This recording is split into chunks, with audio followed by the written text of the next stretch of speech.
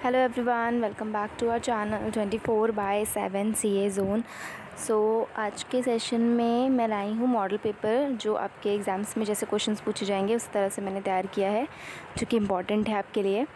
तो ये सभी के लिए हेल्पफुल होगा। जो चीज़ें मैंने दे रखी हैं सारे क्वेश्चन बहुत ही इंपॉर्टेंट हैं, तो आप स्टार्टिंग टू एंड वीडियो को ज़रूर देखिएगा और कोई भी क्वेश्चन जो है वो स्किप मत करिएगा। तो हम देखते हैं। बाकी टाइम टेबल आप लोग जानते ही हो, और अभी जो सेशंस हैं वो जितने भी सेशंस हम ला रहे हैं वो सारे आपके लिए बहुत इंपॉर्टेंट है। तो कोई भी क्लास आप मिस मत करिएगा, आपके एग्ज़ाम्स के लिए बहुत ही हेल्पफुल होगी। बाकी आप ई एंट्रेंस बुक जो है आप बहुत सारे बच्चों ने डाउनलोड कर ली है, और जिन्होंने नहीं करी है वो कर लें, ये आपके लिए बहुत इंपॉर्टेंट है। इसके थ्रू आप अपना जो है रिवीजन बहुत अच्छे से कर सकते हो। इसमें सारी चीज़ें हमने दे रखी हैं, और कोई भी अगर आपको प्रॉब्लम आती है तो आप हमसे डायरेक्टली पूछ सकते हो। इसका लिंक जो है वो डिस्क्रिप्शन बॉक्स में दे रखा है, तो आप चेकआउट कर सकते हो उसको। बाकी स्टार्ट करते हैं आज का सेशन। तो फर्स्ट क्वेश्चन दे रखा है, which one is not a money market instrument. तो इसमें ऑप्शन दे रखे हैं, इसमें से बताना है कौन सा मनी मार्केट इंस्ट्रूमेंट के अंदर नहीं आएगा। A treasury bills, B certificate deposits, C commercial paper, या फिर डी बॉन्ड। तो इसमें से कौन सा नहीं है। क्वेश्चन में हमेशा याद रखिएगा कि नॉट अगर दिया है तो आपको बताना है कि कौन से नहीं है, बिकॉज़ कभी कभी कन्फ्यूजन हो जाती है तो हम क्वेश्चन में नॉट नहीं देख पाते हैं, हमसे हमारे माइंड में स्किप हो जाता है। तो हमेशा पूरा क्वेश्चन को अच्छे से पढ़िएगा। तो यहाँ पे इसका आंसर क्या हो जाएगा, विच of the following is not a money market instrument. तो इसका जो राइट आंसर हो जाएगा वो हो जाएगा bond. It is not a money market instrument. तो बॉन्ड आपका राइट आंसर हो जाएगा। तो D is the right answer, bond is the correct answer. उसके बाद नेक्स्ट क्वेश्चन पर आते हैं। तो नेक्स्ट क्वेश्चन में पूछा गया है, what are the methods of flotation in primary market. तो इसमें ऑप्शंस दे रखे हैं, ए राइट इशू होगा, बी ऑफर थ्रू सेल होगा, सी प्राइवेट प्लेसमेंट होगा, या फिर D all of the above. So what are the method of flotation in primary market. क्या मेथड होंगे इसमें। तो इसका राइट आंसर क्या हो जाएगा, ऑल ऑफ दी अबव, यानी डी। डी इसका राइट आंसर हो जाएगा, यानी ऑल ऑफ जी सारी मेथड जो हैं फ्लोटेशन इन प्राइमरी मार्केट के अंदर आते हैं। तो all of the above is the right answer. The methods of flotation in primary market is right issue, offer through sale and private placement. और जितने मेथड आते हैं वो भी आप याद कर लीजिएगा। उसके बाद नेक्स्ट क्वेश्चन पर आते हैं। नेक्स्ट क्वेश्चन में पूछा है, when a right to purchase securities is given it is known as A call option, B put option, C call and put option both, या फिर D all of the above. तो इसका right answer क्या हो जाएगा, when a right to purchase security is given it is known as the call option. तो A आपका right answer हो जाएगा। A is the right answer. When a right to purchase securities given, इसको क्या कहते हैं, कॉल ऑप्शन कहते हैं।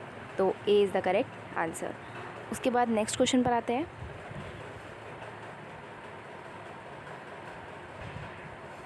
नेक्स्ट क्वेश्चन में पूछा है, the minimum period for which the commercial paper issued is. तो the minimum period for commercial papers issued in, इसका आंसर क्या हो जाएगा, ए 6 डेज़ के अंदर, बी 7 डेज़, सी 8 डेज़, या फिर डी 10 डेज़।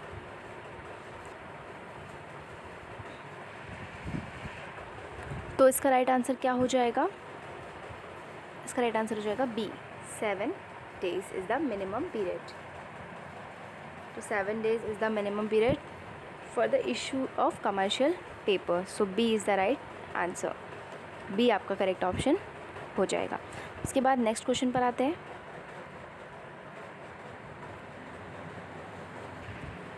नेक्स्ट क्वेश्चन में पूछा गया है, treasury bill period is generally of. तो इसमें ऑप्शन रखे हैं, ए 91 डेज़, बी 182 डेज़, सी 364 डेज़, या D all of the above, यानी इनमें से सभी। तो treasury bill period is generally of how many days? तो इसका क्या आंसर हो जाएगा? तो इसका राइट आंसर हो जाएगा 364 डेज़।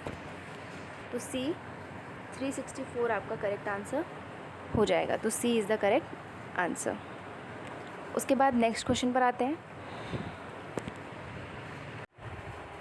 उसके बाद नेक्स्ट क्वेश्चन में पूछा है विच of the following is not a part of capital market, यानी इनमें से जो है कैपिटल मार्केट का पार्ट कौन सा नहीं है? ए सेबी यानी security exchange board of India, B RBI, C commercial bank, या डी फाइनेंशियल इंस्टीट्यूशन।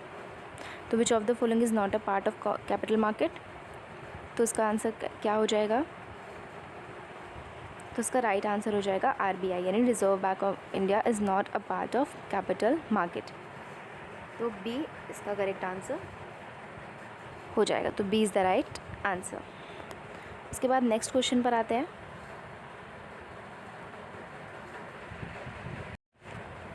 उसके बाद IDR स्टैंड्स फॉर, ये इंपॉर्टेंट क्वेश्चंस है और ये काफ़ी बार पूछा गया है, तो उसको आप इम्पॉर्टेंट मार्क कर लीजिएगा। It is very important. Initial deposit receipt, C investment depository receipt, या फिर D none of the above. तो इसका राइट आंसर क्या हो जाएगा? IDR जो है स्टैंड्स फॉर, उसका मतलब क्या है? इंटरनेशनल डिपॉजिटरी रिसिप्ट, यानी ए आपका राइट आंसर हो जाएगा। तो A international depository receipt means IDR। A is the right answer. उसके बाद नेक्स्ट क्वेश्चन पर आते हैं। उसके बाद नेक्स्ट क्वेश्चन में पूछा गया है कि short term funds are dealt in which market? A capital market में, B money market, C commodity market, या फिर D none of the above. तो short term funds are dealt in which market? तो इसका राइट आंसर क्या हो जाएगा? B money market. तो बी मनी मार्केट आपका राइट आंसर हो जाएगा। तो B is the right answer. उसके बाद नेक्स्ट क्वेश्चन पर आते हैं। नेक्स्ट क्वेश्चन में पूछा गया है the major provisions for employees health and safety are contained in. तो जो मेजर प्रोविजंस हैं हेल्थ एम्प्लॉयज़ की हेल्थ एंड सेफ्टी के लिए, वो किस एक्ट के अंदर आते हैं?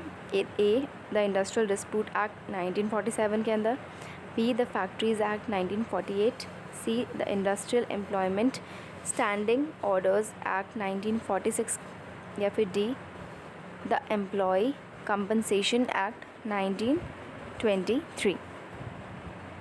So the major provision for employees health and safety under which act? तो इसका जो राइट आंसर हो जाएगा वो हो जाएगा बी द फैक्ट्रीज़ एक्ट 1948 के अंदर आते हैं। तो B is the right answer. ये भी इंपॉर्टेंट क्वेश्चन है और एक्ट आप लोग ज़रूर याद करके जाइएगा जो जो इम्पोर्टेंट है, क्योंकि कभी भी क्वेश्चंस में पूछा जा सकता है कि जो प्रोविजंस हैं वो किसके अंदर आते हैं, मतलब एम्प्लॉयज़ से रिलेटेड हो सकता है या फिर फैक्ट्रीज से रिलेटेड हो सकता है, कुछ भी जो है पूछा जा सकता है। तो ये आप इम्पॉर्टेंट है आपके लिए और आप ज़रूर पढ़ के जाइएगा इसे। उसके बाद नेक्स्ट क्वेश्चन देख लेते हैं। नेक्स्ट क्वेश्चन में पूछा गया है what is the method used to determine wage differentials. तो इसमें मेथड्स दे रखे हैं A merit rating, B job design, C job evaluation, या फिर डी जॉब एनालिसिस। तो which method is used to determine the wage differentials? तो इसका राइट आंसर क्या हो जाएगा? इसका राइट आंसर हो जाएगा मेरिट रेटिंग। तो ए आपका करेक्ट आंसर।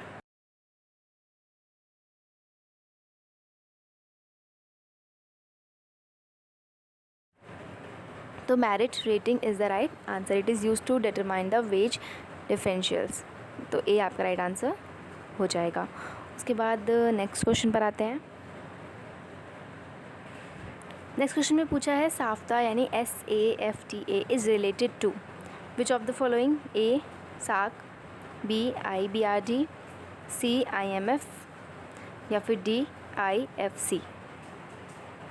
तो साफ्ता का जो फुल फॉर्म हो जाएगा वो हो जाएगा, तो साफ्ता का फुल फॉर्म हो जाएगा the South Asian free trade area. तो it is related to which of the following? तो इसका राइट आंसर क्या हो जाएगा? तो करेक्ट ऑप्शन होगा इसका A सार्क, यानी South Asian association for regional cooperation, it is related to SAARC. तो SAFTA is related to SAARC यानी South Asian association for regional cooperation.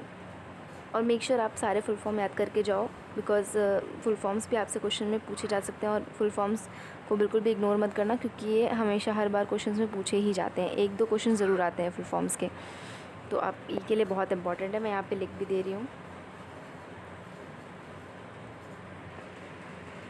तो यहाँ पे मैंने मेंशन कर दिया है, तो इट इज़ वेरी इंपॉर्टेंट। उसके बाद नेक्स्ट क्वेश्चन पर आते हैं।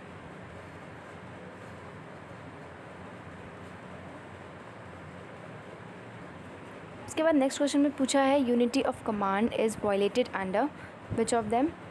A लाइन ऑर्गेनाइजेशन के अंदर, B line and staff organization के अंदर, C फंक्शनल ऑर्गेनाइजेशन के अंदर या फिर D स्केलर ऑर्गेनाइजेशन के अंदर। तो इसमें सही आंसर क्या हो जाएगा? Unity of command is violated under, तो इसका राइट आंसर हो जाएगा C फंक्शनल ऑर्गेनाइजेशन के अंडर।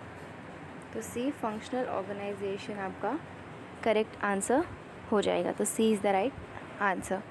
उसके बाद नेक्स्ट क्वेश्चन पर आते हैं।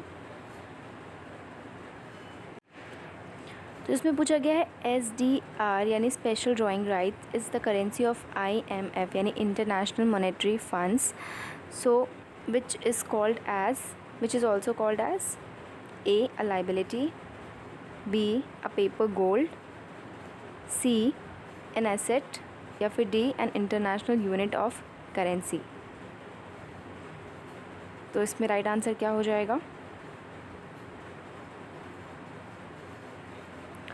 सो इसका करेक्ट आंसर हो जाएगा B a paper gold which is also called as a paper gold।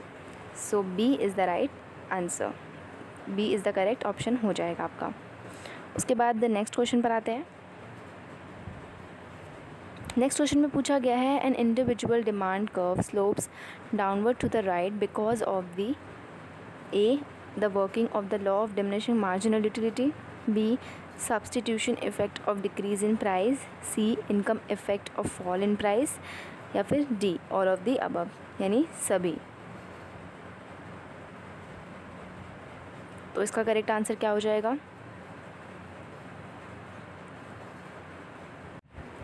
So when demand curve slopes downward to the right because of the all of the above, तो इसमें से सारे जो है वो करेक्ट होंगे। तो D all of the above is the right answer. तो D आपका राइट आंसर हो जाएगा। उसके बाद नेक्स्ट क्वेश्चन पर आते हैं। नेक्स्ट क्वेश्चन में पूछा गया है as per companies act 2013 a company can be formed. तो इसमें ऑप्शंस दे रखे हैं A even with 1 person, B with not less than 2 persons, C with a minimum of 7 persons या फिर D with a minimum of the 50 persons। So as per the companies act a company can be formed with, तो इसका correct answer क्या हो जाएगा? C with the minimum of 7%। तो C आपका right answer हो जाएगा। तो C is the correct answer. उसके बाद नेक्स्ट क्वेश्चन पर आते हैं।